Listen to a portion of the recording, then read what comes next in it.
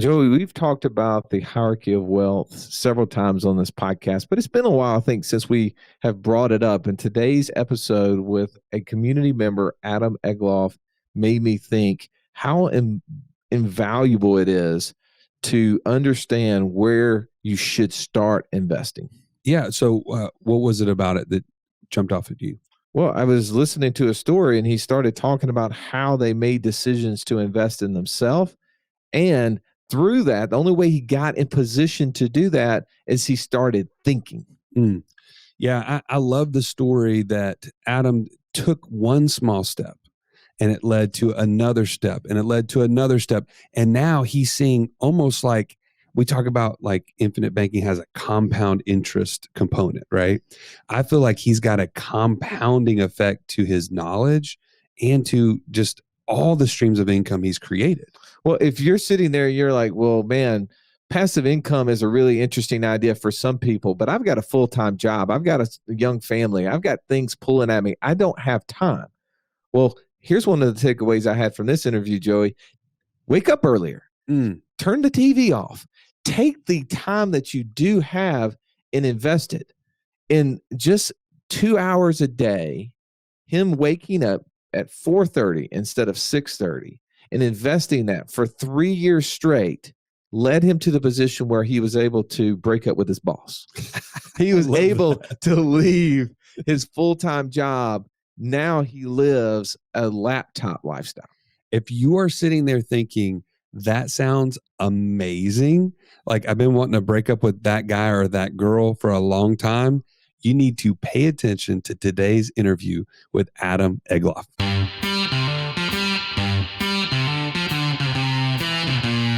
Welcome to the Wealth Without Wall Street podcast, your guide to understanding how to get out of the Wall Street rat race and start your own mailbox money lifestyle. Now, don't let these handsome Southern draws fool you. These financial minds are teaching our country to enhance savings, increase cash flow, and create passive income, all without the help of Wall Street. Are you ready to break through? Now here are your hosts, Russ Morgan and Joey Murray. Welcome in. Today we have Adam Egloff with us. Adam, so glad to have you, man.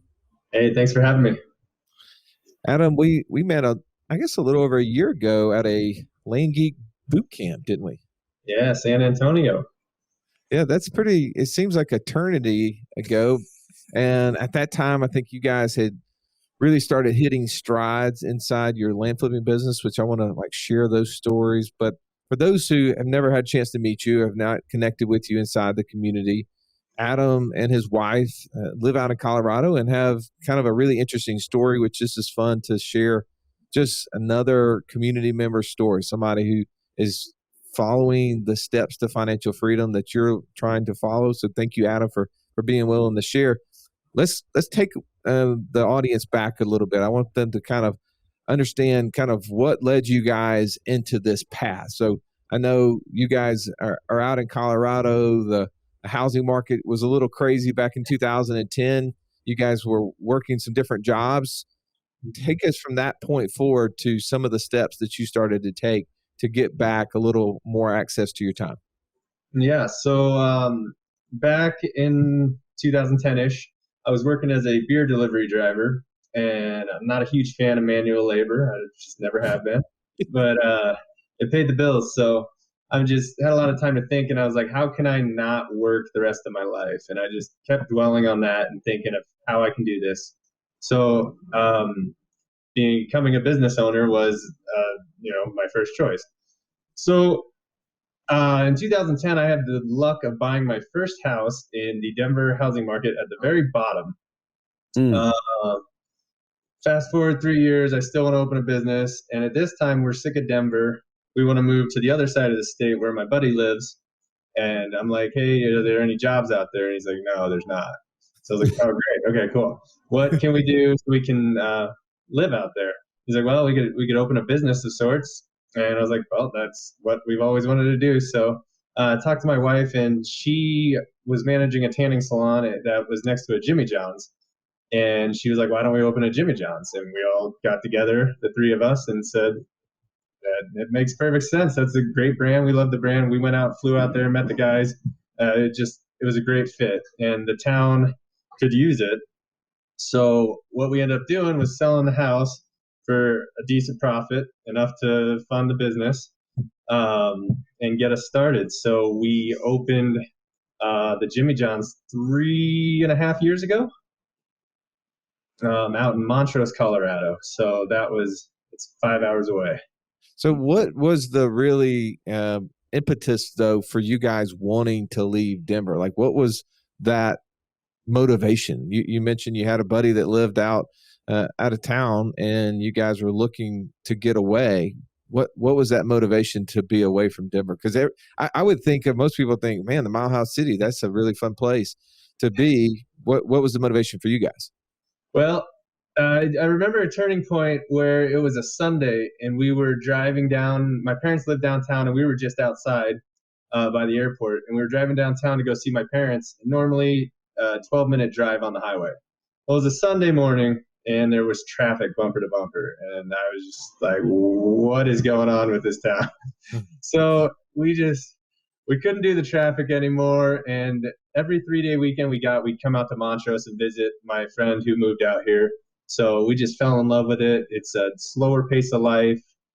It's just everything that Denver isn't, right? Basically. It's a better place to raise a family, I would say, for sure. Well, so talk about the transition from being an employee to becoming a business owner. Like, what were some of the challenges that you faced in that transition? And then we'll get to like, what does your time look like now as opposed to then? So it's been an interesting journey because I didn't just up and quit my job and become a business owner. Up until 3 weeks ago, I still had a full-time job. So, yeah, my business partner, Ryan, and we were going to have my wife manage the store, and we were going to keep outside income so we weren't drawing on the money coming in. So with every dime that came in, we paid off our business loan, and we paid that off of September last year, 3 years to the day we opened.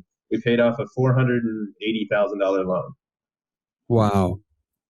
That's amazing. Yeah. So you guys were working your day jobs. Your wife was working in the business, managing the place, and then just taking all extra income to pay off the debt. Yep, exactly. And I'd go in before my job and after my job, and so would our partner. So we were there, putting in extra hours where we could to help her out. And yeah, we just thought that was the right path instead of having that debt hang over us for 20 years or whatever it was. We just want to get rid of it. Well, and I'm curious because we met in January, February of 2020, and clearly you had already started this business, had saw the writing on the wall as an opportunity for you guys to not only live in a more desirable area for you because of lifestyle, but also as a potential to get more of your time back. Why did you guys consider land flipping? Where did that come from? So when I'm in the store in the morning at 4:30 putting the order away, I got a lot more time to think still. Always thinking, apparently. But now I've gotten into podcasts. So I started listening to Bigger Pockets podcasts, and I'm like, what am I going to do once I start making more money? Where can I invest that to keep my dollars working hard for me? Because I don't want them to sit in my bank. So I started listening to real estate stuff, and I thought it'd be a great idea to buy a rental home in the lovely town of Bessemer, Alabama. I'm sure you guys are familiar. Yeah, not too far from here. Yeah. I can knock on the door if you want me to. Yeah. Bring everybody with you. But so with that, I figured I could do 2 houses a year, and then in 10 years I'd be set. But that wasn't fast enough for me. So I heard about this land flipping business, and at the time the training cost about $7,000. And with this rental house, I did the BRRRR method, where you buy, you rehab, refinance, rent, and repeat. So I paid $32,000 all in. I refinanced the house for $50,000. So I actually made money just buying this house somehow. Um, yeah. So after all the fees and all that, it came out to about exactly the amount I needed to get into the land flipping course. So I took that as a sign, jumped into the flight school for the land flipping, and I started that this September of 2019, I believe. So yeah, I was about 3-4 months into it when I met you guys at the boot camp. All right. So I want to go back to something you said there, because I think this sometimes people miss this thing. You started to see that you guys were going to be making more money in the franchise that you guys had started. And that's always that moment where people start to think of opportunities. People all the time will ask us, Russ, or say to us, well, we don't know where to invest money. We don't have the opportunities that you guys have opportunities too. And one of my points to that, or my responses, is always because you don't have access to money, right? Either you don't make enough, you spend too much, or you don't have money in a place that you could access it if you had it, right? So I think your brain was thinking, the money's coming. What am I going to do with it? I mean, it's interesting though. You looked at the traditional real estate, and that kind of went really quickly, Joey. I don't know if you heard that. Joey doesn't listen to everything, so I always have to remind him, Adam, about different things that are said. I'm sorry, Russ. Were you talking? I saw him close his eyes there for a minute. But did you hear Adam say about the long-term rental? It was going to take too long. Yeah, it was a slow road, and you saw land flipping as the way to get there faster. Correct. Is that right? I don't want to put words in your mouth, but that's exactly it? So I think that there's a takeaway there as well, is that you kind of had this expectation or this vision of what you wanted your life to look like and how quickly you wanted that to occur. And so you started making decisions in light of that, which sounds a lot to me, Russ, maybe you can concur, that he had a framework he was working from, and that made the decision to go into land flipping that much easier. Yeah, he had a lot more clarity based upon having time to think. And I love the fact that you were thinking, because that's unfortunately too few people take time to think of what's going to happen. So talk us through the land flipping. You started that, you said, it sounds like at the end of 2019, you guys started doing that. How's that been over the last 12 to 16 months? How have you seen that business operate and work for you guys? Yeah, so I'm in my office here. I got my board. So I had my first sale on December 19th, 2019. Currently, I'm at 72 total sales. That includes 5 wholesale deals. But so my passive monthly income is at $4,979. I am one sale away from 5,000. So looking forward to that. Hopefully today. But yeah, so that is amazing. So how was that progression? How long did it take you to start to really see that momentum? Has it been just pretty linear, or have you seen a lot more sales in the last several months as you learn the systems better? It's definitely been, I'd say June is kind of when it started to kick off. So mixture of a couple different things happened. My buyers list got up to about 800 people, and that's when I saw my deal of the week really start to do like one a month as opposed to nothing. And now, I mean, I've sold my last 4 deals of the week so I'm just under 2,000 people on my buyers list. So they're responding really well. So that definitely helped. Just having more properties, because I was more comfortable with the area, sent more mail. Having more properties definitely helped more people want to buy them, obviously. So just the inventory and the amount of eyeballs on the property was really just kind of what helped take it off. And in the last couple of months have just been amazing. Are you looking for ways to implement ideas, get exposure to new ones, and be surrounded by people on the same journey as you? Joey, where can they go to do that? Go to wealthwithoutwallstreet.com/community. You can join for free today. Now, okay, so I have an obvious question. You're working a full-time job. You started a franchise where you're going in before and after that full-time job. And you started a land flipping business literally all at the same time. Yep. And you're having success in the land flipping business, which, to be honest, if you've never heard us talk about land flipping or you understand the process of it, it sounds a little heavy from a time perspective, especially in the early part. Explain how you've been able to juggle that, and then also like how many hours a week are you spending in the land business? And I also forgot to mention I have a 2-year-old daughter, so I had to juggle that in there too. So apparently I need a lot of things going on to be successful. But so one of my secrets is I get up at 4:30 every day of the week. Doesn't matter if it's Sunday, Saturday, don't care. So 2 days out of the week, I'm at the store putting away the order just because it shows up really early, and I go and then I work on some stuff at the store. And then the rest of the days, I'm working on my land business for a couple hours. So basically, just 2 hours a day, 5 days a week is what I've been doing. Obviously, there's been a little more if I've had to. And at the beginning, it was more heavy because I had to build the website, do all that, which you can pay people to do, but I could do it, so I did. And yeah, I mean, if you stop watching TV, stop going out with your friends, you can find so many more hours in the week. And I'm not saying completely stop hanging out with your friends. Just you can find so many more hours in the week to be productive than what the normal American's doing. Like, I don't know, the average is 3 hours a day of TV. Take that 3 hours, put it into investing in yourself, working on something that will progress your life. And I mean, you can find time. Wake up a little earlier. Well, I'm curious, as obviously you and your wife and your friends are, it seems like very kind of entrepreneurial by nature because of the way that you guys have been taking action over the last 3 years. How is that? Have you seen a change in the discussions that you have in daily life? Like versus, go back, 2-3 years ago before you guys started the Jimmy John's to now, like the discussions when you guys sit around the table, are they different? And if so, how? So my partner, we grew up together. He moved down the street when we were in 3rd grade. We used to spend time drawing casinos and water parks that we were going to open when we were older.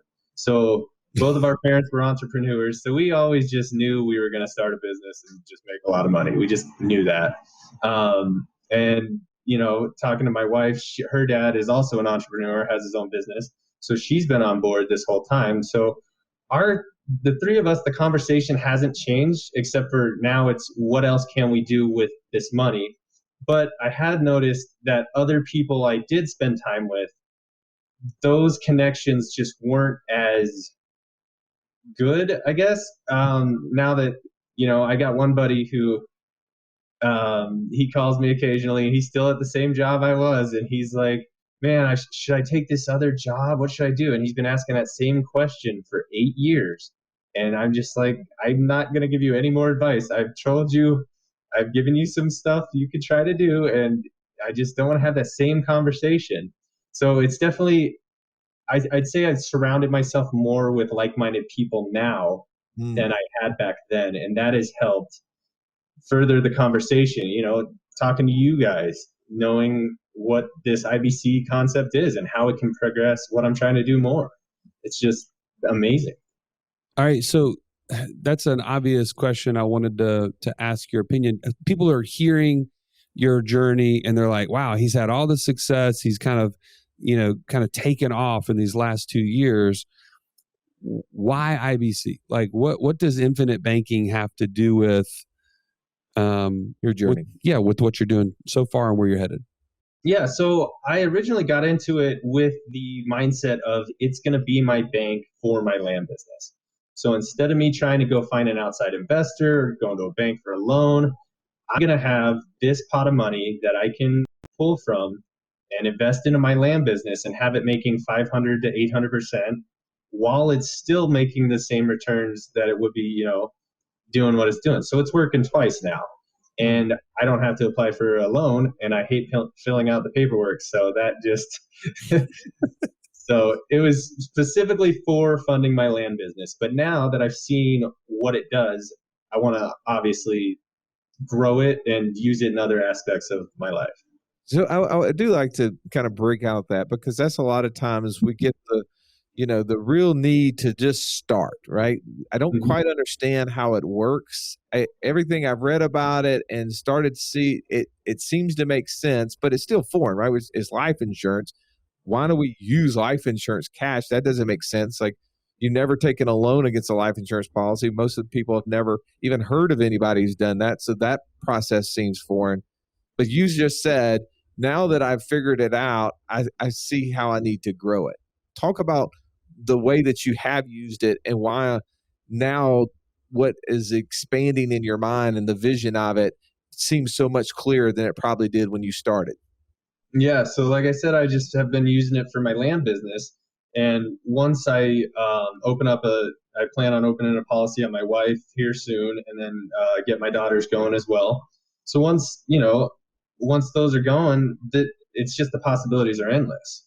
If I want to move into short-term rentals, I'll have some money to put down for that. If I want to move into, I don't know, anything else, there's all sorts of stuff out there. There's plenty of ideas. So then I'll just have control over the money, and I can use it to do something with. Well, and now you got more time because you're not working that full-time job anymore. So you're just constantly thinking of new things to I'm at home with a 2-year-old, so I don't feel like I'm thinking as much. Well, and I love the fact that obviously you weren't scared to put in the effort. And I think that's a hard thing for us, is sometimes life is busy and we think of adding other things to it. But you made small steps in order to get back huge chunks of your life. So somebody would say, man, I don't like waking up early. 4:30? That seems crazy to me. Why would you do that? And you did that, for a number of years, but then you just left a full-time job. So how many hours of your life did you get back because of those 2 hours that you put in every day for 5 days over the last 3 to 4 years? Like, that's amazing. That's a part that I think is missed so often. What do you think it takes to be successful in the land business? If someone was listening to this and said, man, I've heard about this land business, but I don't know if I have the personality type that would be successful, what would you say are the things that are needed to be successful in the land business? Well, I want to touch on a quote that you about that thing you said earlier. So if you can do for the next 3 to 5 years what no one else is willing to do, then you can live for the rest of your life like no one else can. Something like that. I might have screwed it up, but so just put in the work early, and it'll pay off dividends way down the road. But as far as the land business, there's a couple key things that I feel like have helped immensely. The first one is just doing it. Just getting started is probably the biggest hurdle. When I first listened to Mark Podolsky's podcast, he was talking about all these great returns, and I was like, okay, I want to sign up. And then he was like, here's how I get them. I mail people. And I'm like, I'm not going to mail anybody. I hate that. No. So, I got over that hurdle, and I've learned how to do it. It seemed like such a hard concept, but it really is the easiest thing ever. But so just starting and getting over the fear of just not being able to do it, because you don't know what you don't know until you're in the middle of it, and you can learn as you go. You don't have to learn how to have an entire land business tomorrow. What you need to learn is what's going to get me further to that goal that I can implement right now. You just take it in small chunks. And so just being able to get over the hurdle of making the decision and taking action is probably the biggest key. And then the second would just be showing up every day. Just grit. Like, don't give up. Just like, there's another quote I have on my wall right here. Success isn't owned, it's leased, and rent is due every day. So just show up and put in the work, and things will happen. That's so good. What would you say that you dislike the most about the land flipping business? When I'm close to a number, a monthly number, and I have a default that puts me back more. Like I was so close to 5,000, and then I had a default, and then I sold another one, and now I'm close again. So we'll see what happens. But no, that'll come with the territory. Biggest thing I hate about it, I don't know. It's really hard to not love everything about it. It's the perfect business for how I envision my life down the road. Like, it's a laptop business lifestyle. I can be anywhere in the world. Great returns, not a huge investment up front. It checks off pretty much all the boxes. It's crazy. And then eventually, once you can do it, you just have VAs running the whole thing, and if I wanted to, I could probably look at it an hour a week, and it's still making money. So talk about that. Do you currently have some VAs in place that are helping you run certain aspects of the business? Yes. So my most important one would be my intake manager. He does a lot on the intake side, makes all the deeds, deals with all that. So that's like half the business right there is off my plate.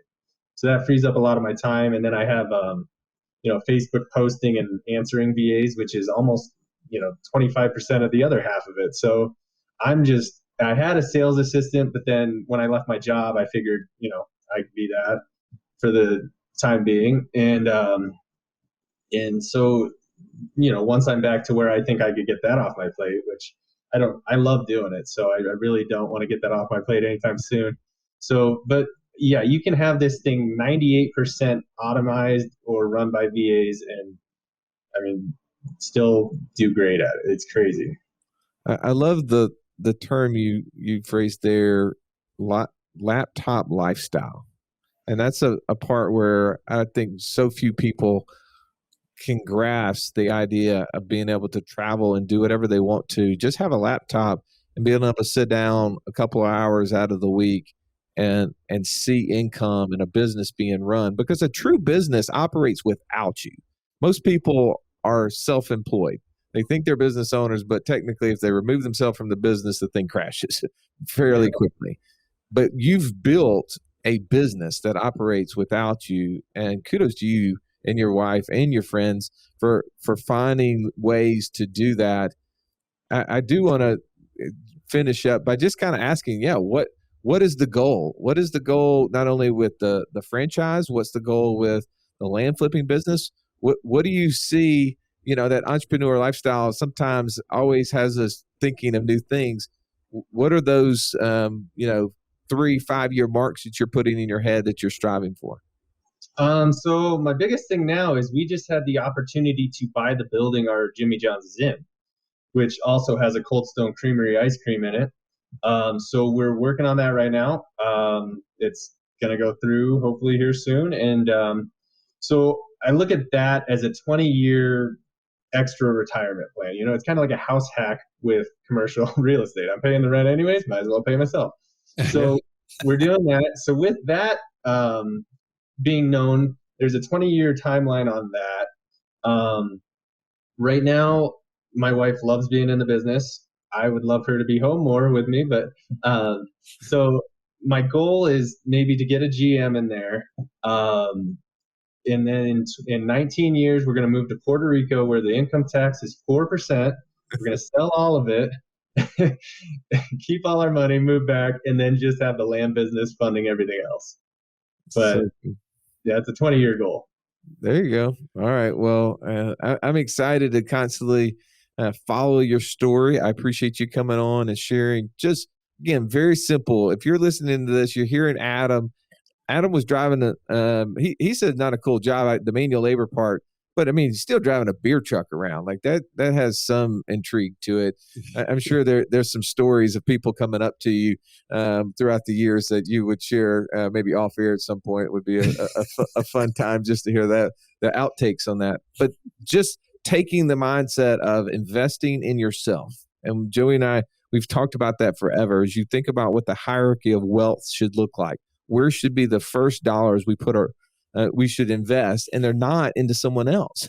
They're into ourselves. It's always the place that we have the most influence and control over with the least amount of risk. And you never go wrong by that. And just hearing Adam's story, Joey, he and his wife, they're friends. They said, we're going to invest in ourselves. They didn't even have like this amazing business plan put together. It was as simple as, I see a store that's next to where I work. It seems like it works. Let's go research that. Exactly. And it really, and even the land flipping, all of these ideas, none of them are good or bad.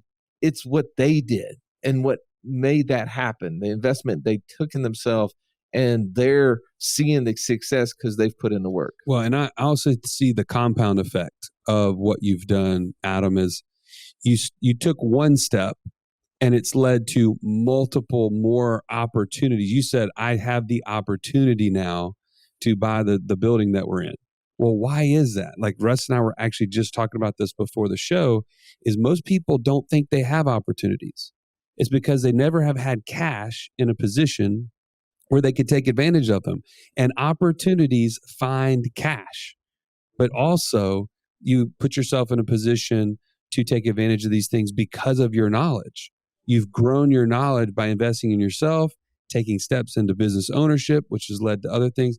Anyways, I mean, I don't want to repeat the entire podcast here, but those are some nuggets that if you're listening to this and you think, man, I don't know if I could do the same things, it's take action.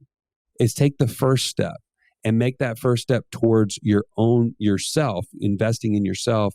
And you can see the same compound effect. Totally. Well, Adam, thank you again for being willing to share your story. This is a selfless podcast on your end. We asked you to do it. We're thankful that you were just willing to share. There's no gain for you in this unless you're in his area. Tell me the name of the town. I was about to say it, and I know I was going to mess it up. Montrose. Okay. If you're in Montrose, Colorado, you need to stop by the Jimmy John's. There you go. Do that. That's how you give back to Adam. But if you're in the Land Geek community, you also can reach out to him. If you're in our community, reach out to him. Tell him thank you for coming on, because this is an awesome opportunity just for us to hear another story of someone taking action, finding opportunities because they put themselves in position. So thank you from all of us, Adam, for coming on the show today. Hey, thanks for having me. It's been great. And as always, thank you for listening to this episode, and we'll see you on the next one. This has been the Wealth Without Wall Street podcast. Don't forget to subscribe to the show to break free of the Wall Street mindset and begin building wealth on your own terms in places you understand so that your wealth will never run dry. See you next episode.